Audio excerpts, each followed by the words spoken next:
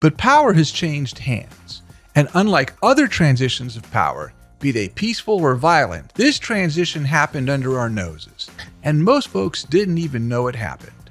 But perhaps there isn't a watershed date that future generations will be able to point to that showed the moment where this transition occurred. You know, like the song about Columbus sailing the ocean blue in 1492. But the balance of power has quietly shifted to organizations that are bigger than all but 5 countries. And these companies have, relative to other industries, few laws that govern their operations. So in 2006, the biggest companies as defined by their market capitalizations were Exxon, GE, Microsoft, Citigroup, British Petroleum, and Royal Dutch Shell Petroleum.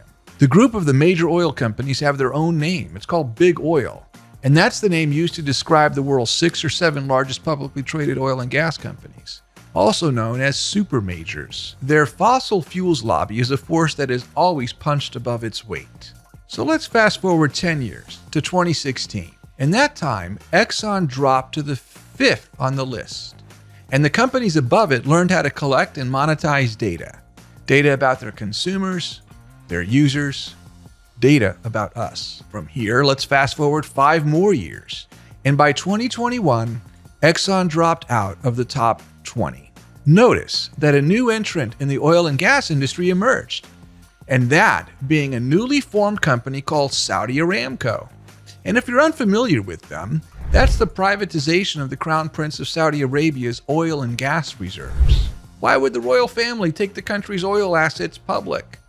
Well, they wanted to diversify out of oil, cash out if you will, and invest their private fortune in tech, of course. There's a lot more that we can learn by drawing from the analogy of the great oil barons.